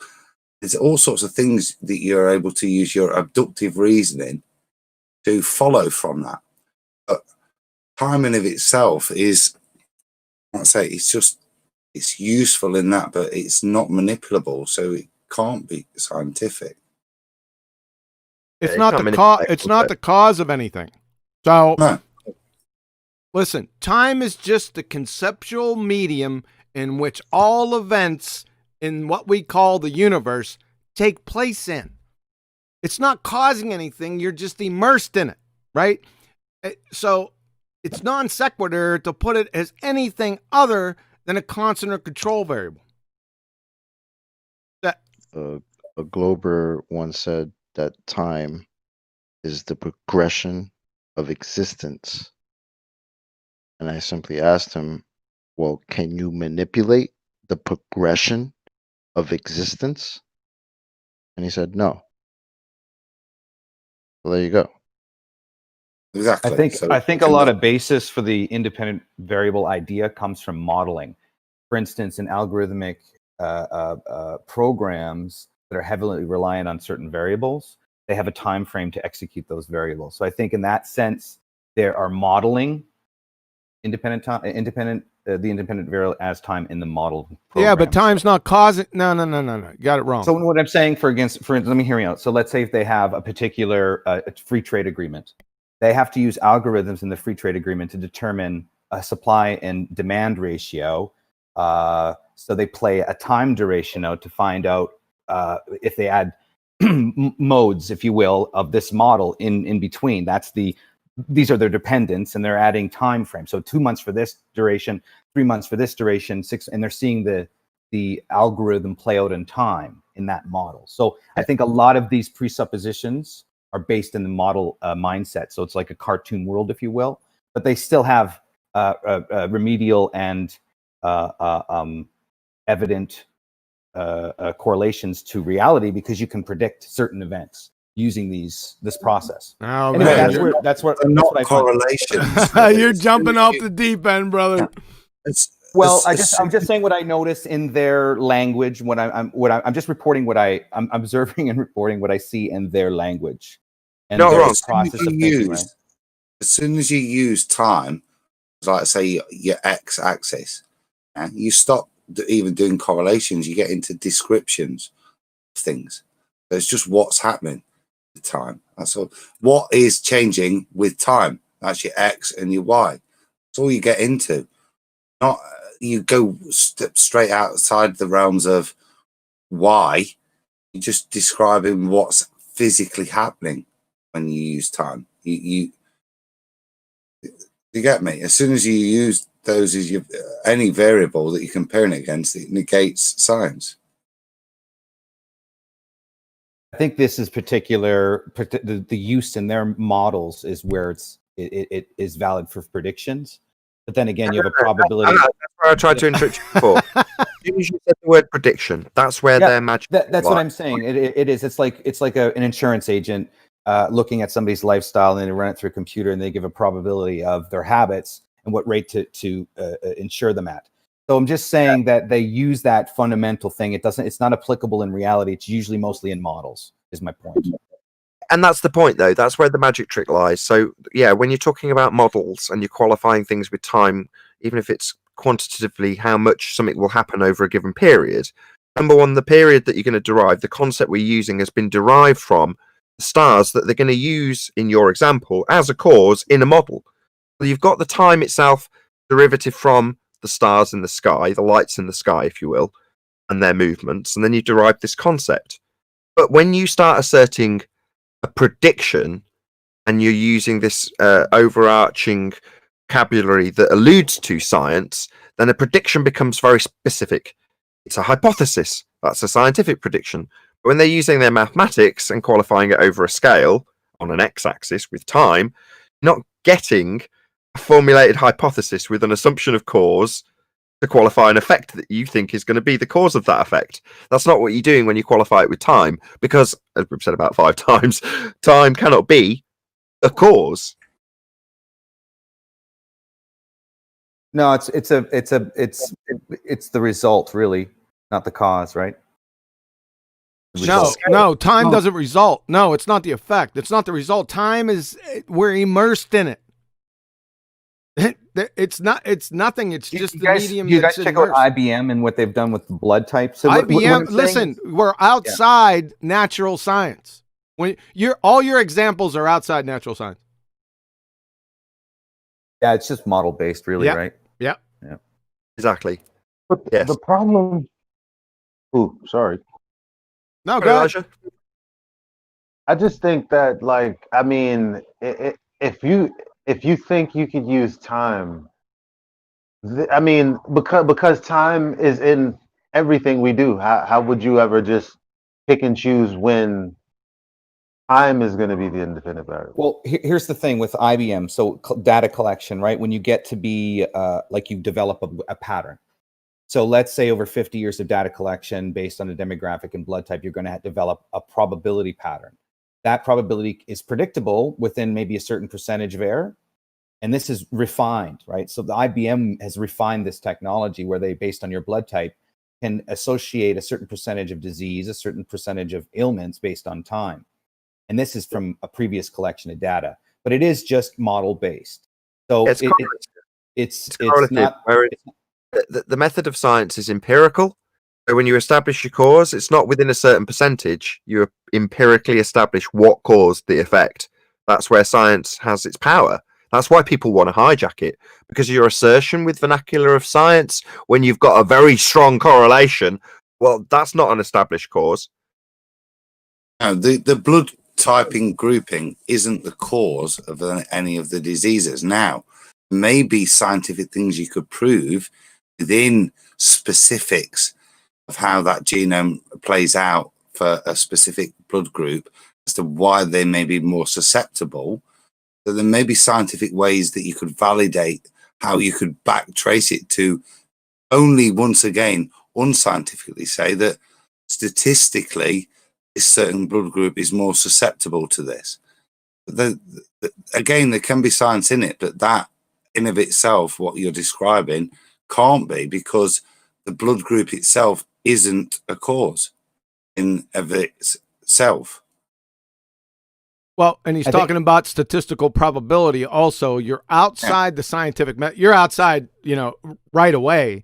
And then on top of that, statistical probabilities. Probabilities have to do with induction. They have nothing to do with the scientific method at all. Zero. I think it's definitely an exercise in gathering more data, because IBM and future companies are coming with blockchain want to encourage you to take certain vitamins and certain like, for instance, selenium is a top one that I guess is missing in majority of people's diets, and they equate to changing patterns of behavior through their probability model, basing it on time and your blood type. If you take these certain type of vitamins, you can actually prolong the disease, reverse the disease, or add years to your life. So it's not guaranteed, but this is where they're going with this modeling. That's another great example of differentiating between correlative studies, which allows you to look at something, form that first step, that level of abductive reasoning, that lends you to then be able to go on and take your coenzymes years, or in the case of what QE sites, vitamin C, the scurvy, it allows you to, that initial vitamin C thing came from the fact that, I don't know, just make a bullshit example up, that abductively somebody noticed that sailors who took an orange with them didn't get scurvy. And that abductiveness allows you to go to that empirical method to validate that thought. Correlational studies are a way in which we can, without immense genius, gather data that you can formulate more logically a more simple abductive reason to go and test. It doesn't mean that any of that is science. You were detailing this on the last show, and you were saying when you're in the hypothesis construction stage and you guess what you think is going to cause the effect, obviously at some point someone's got to guess right, but it might take studies that narrow down the probability of what might be the cause before you formulate that, which is up until that point only part of your probability, into an actual cause. So in the case of the scurvy example, yeah, you've got men going out to sea. They're subject to being buffeted a lot, and they've got seawater coming at them, and all these different things you can correlate, but they're not necessarily going to give you anything that's even remotely the cause. But at some stage, when you actually get down to the brass tacks of doing the science, you start varying things that you think actually cause it. And you might have got there through a correlative study, but it isn't science. It's not that it's not useful either. And it's only a problem when it's asserted as science, because then it automatically becomes pseudoscience. So all of these mathematical derivations and assumptions that people might make and use to point them in the right direction, perfectly acceptable. Wonderful, in fact. Until you start calling it science when you haven't actually established a cause. Point. Yep. Well, Huey, thanks for the presentation, man. Thanks for thanks for allowing me to question time. I find it fascinating, man. Time, the whole discovery of it, the different calendars, how it affects people psychologically, even just knowledge base that comes with different calendars. It's fantastic. So time is pretty awesome construct. Anyway. Rap is what affects my psychology the most, though. Rap? Is that what you said, rap? Like, yeah. Hey.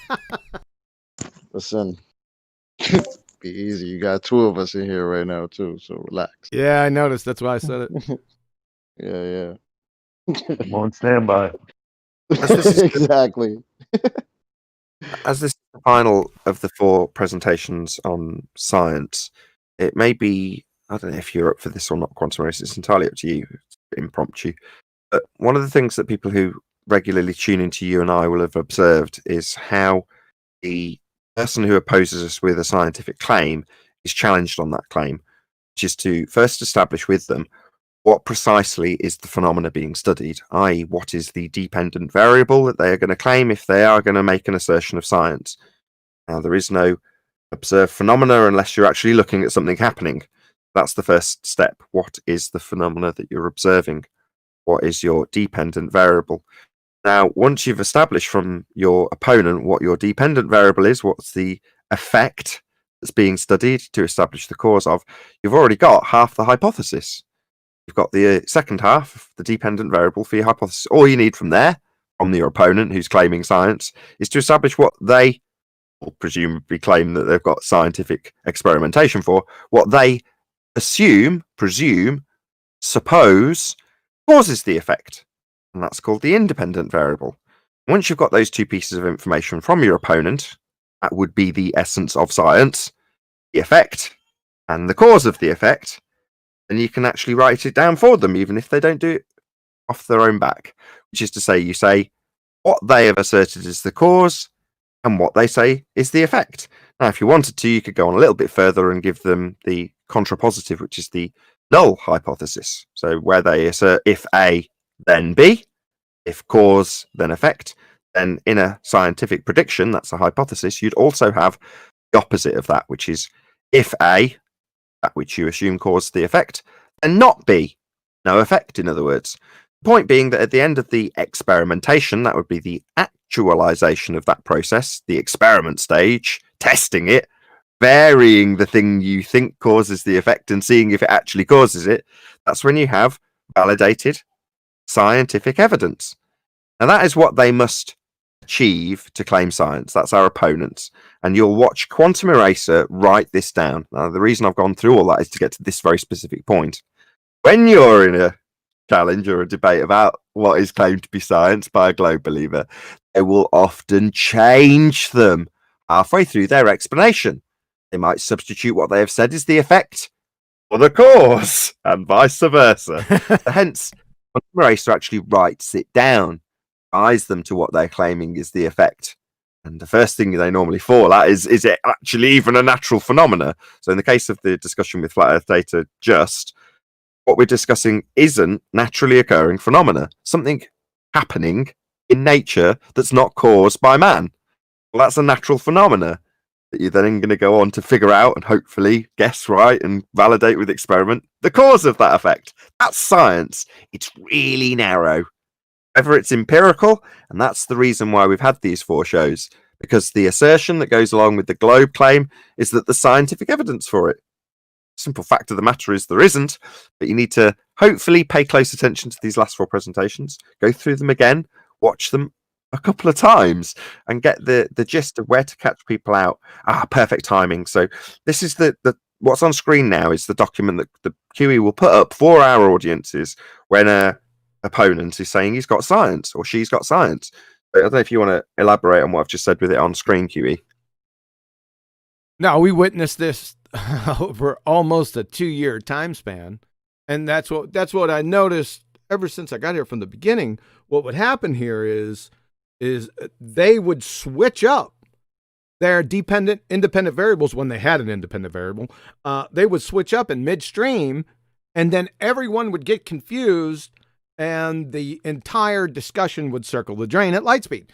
So I said, wow, okay, from here on out, what I'm going to do is I'm going to write these out, and I'm going to have them, I'm going to try to control the situation and have them write down or say exactly what they mean. And we've witnessed on many of occasions, right, where we'd put the natural observed phenomena and they would change it midstream. Or they would say, because they know what was coming next, a lot of them would know, and they would say, no, that's not the independent variable, that's the dependent variable, and then switch them up.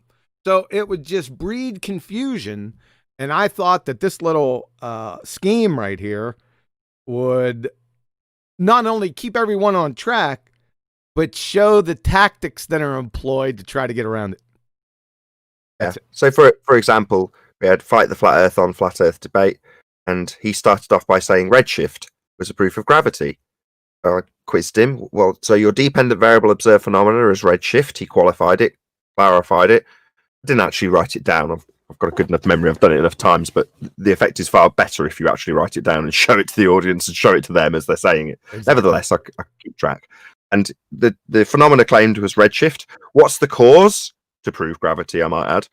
Well, distance, not a cause. And later, it's then asserted that distance causes gravitational attraction. So the dependent variables change from redshift to gravity. And then later, redshift went to be the cause of the effect of gravity, and so on and so forth. So in other words, the independent variable, dependent variable will be changed around once it's highlighted to the person that's trying to claim, in this instance, that they've got a scientific proof of gravity, that if distance, then redshift. So not gravity then, but they'll, the uninitiated, assert this if and then relationship, if distance, then redshift, literally not even a mention of gravity. They'll claim it's scientific validity, but it's not. Yeah. Just for the record, I wrote it down. Hey, did you write it down when he said it? Yes, I did. And Nathan was like, I don't need to write it down. I have a good memory. Yeah, once you do it 1,000 times, it's not for our memory, but it's to show the audience the stepping and fetching and the bumbling, fumbling, and stumbling. Because this is, as you can see, this is relatively easy. It's cut and dry. It's logical. It's just a scientific method, right? Up until experiment, because you need this before you head into the experiment. So this is quite easy in the distance one. Number one, distance isn't a viable independent variable to begin with. And like Nathan said, what are you trying to prove here? Gravity or distance? That's priceless. I loved it when I heard it. Yeah, exactly. You got it. Yeah, love it. Yeah, this just again, I'll reiterate to the audience, it's worth going over these presentations again. And I say that with all the people floating by in the chat, chatting to each other quite happily, because I had heard these presentations with Cathexis and I didn't take them in. I wish I'd watched them 2 or 3 times. I didn't. And, they've been now, so they're so concise and to the point, each of these 4 presentations. It is worth listening intently without a chat going so that you can take it all in. And if you've got a good understanding of what is and is not science, you can quickly identify where a bullshit claim of pseudoscience has come when they claim that they've got science, or where they have absolutely no scientific validity. I'm going to make this statement as well. There is absolutely no scientific evidence that we are on a ball, on a globe Earth. Not only that, further to that, it is beyond the scope of science. Yes, sir. It's as simple as that. And like you said, now these BALLBUSTERS presentations, the easy way to find these is to go right into the channel. See, the gold is in the playlist. So I got playlists for you. These particular, the BALLBUSTERS Live, those are in a separate presentation. Don't worry about that because I have all 4 of these presentations in science education. So just go to the science education playlist and you'll find 1, 2, and 3, and 4. And sometimes it's difficult to find out what topics are being discussed. So what I did, hit the description. The gold is in the description. Go to the description, hit it, and I highlight the topics that are discussed in each presentation. What I'm trying to say is go to those playlists. I do that for a reason, to keep it consolidated, keep it concise, and easily to find information. So I hope everyone in fact, I know they're not employing them because 2 people this morning asked me for specific videos on specific topics. And I was like, okay. So I'm enabling it because I did hand them the videos. What I should have done is just said, listen, just go to the playlist, right? That's what I'd like everyone to do. Capiche? Sounds good, QE. Nathan, you got your buddy in here. You want a shot at him? You like? Now, doesn't he have some information that he needs to give us? I know. I know there's a lot more information he needs to give us from years ago, but this is the most recent one. Don't we need, if I'm not mistaken, something on tides with Einstein's field equations, tides, or is it Polaris? I lost track. Polaris, yeah. You don't understand Polaris. You don't understand Polaris. Remind. Okay, hold on. Everyone got reminding what you were supposed to get, Rumpus. I don't mind reminding you. Yeah, remind me. You told me, personally, it was really easy to acquire this information of the declination from Polaris. Moving outwards. Right, yeah, moving along the line of longitude. Yeah, we all know. Remember telling me how I'm mid-sentence there. Yeah, so the angle of Polaris changes by 1 degree every 69 miles moving along the line of longitude, yeah? From Polaris, you told me how easy it would be for me to get that. And I said, it's your claim, so go and get it. Well, okay, I'll ring up lots of people of different latitudes and see what angle the Polaris is. How about that? So you haven't done it yet. And what haven't done it. You told me how easy it was. Well, you challenged me on how easy it was. Okay, what's the latitude quantum erasers at? Me, it's your claim. Yeah, but the reason but the thing is, Nathan, you never accept. Nathan, really easy. You never accept the science. You never accept the authority of science. There is no science. You haven't provided any, though. Hold on, Chocolate. He told us, me specifically, how easy this would be to get. And I turned it around based on the fact that it's his claim and said, if it's really easy, as you're telling me, go and get it. It's really easy. Why the hell haven't you got it? It's really easy according to you. I can go and look it up in some literature and get the fuck on with it then, you stupid idiot. About. I can go and get it. You said I could go and get it really easily, and based on that, I said, go and get it then, and you haven't. Well, it's obviously not really, really easy, as you told me it was, you moron. Go and get it. But he's He saying he just, could look he it just up. asserted science. He hasn't even looked it up yet, according to what he just said. He said we don't accept any Let of the alone go science. get it. Neil, why are you rumpusing? What do you want? I couldn't hear him. Good. I'm saying God, he's Neil. saying that we don't accept any of the science. So did he not listen to any of this presentation? No, And that what he's going to present to us is not science? you're correct, Neil. No, you're right. Yeah, he didn't listen to the presentation, and you're 100% correct. Yeah. He didn't also present anything to claim it was fine. He challenged us to go and do it for him, and then we said, "Well, if it's dead easy, go and get it." And he hasn't. So what's he presenting again? Nothing. Right. Okay. So let's get it right. What he has to present is not calling different people at different latitudes. We're not concerned about that. What you have to get is, and I specifically remember this correctly during the presentation, that you have to get the 90-degree looking up at Polaris. We want 90 degrees. We want the sextant calibration certificate. We want to actually see the 90-degree measurement with it 90 degrees above your head. Wherever you're standing, you don't even know where that is, by the way. Then we're going to need 5 other measurements with the built-in refractometer, because you're forgetting one thing about what that sextant's measuring from. Your refracted horizon. Yeah. So, yeah, horizon. Yeah, that's a little bit down the line, though. But we need 5 measurements with 2 of those measurements, one being 90 degrees, where Polaris is 90 degrees above your head. We're going to need the GPS coordinates for that. And then we're going to need at least 1 from the equator. And then you could pick the other 3 measurements from in between there. But they have to be, you have to actually physically do it. No graphs, no models, no phone calls, no wiki. Actually see it. It's really easy. He told us how easy it was. So it's really easy to get that. Dead easy. I've been asking that very same question since day one. That was one of the first questions I had, because you were measuring your angle to Polaris, but yet I could not find any information, data from that position looking upward at the North Pole or even the South Pole. There's none of it. It doesn't exist. Yep. Why is that? That's why we asked them for it. And it's their claim. Yes. Well, all right, Nathan, let's go through. They like to go ahead. They like to ignore the fact that you can see Polaris 1.5 degrees past the equator, right? So there's document, I think, as far as even 25 degrees past the equator as well.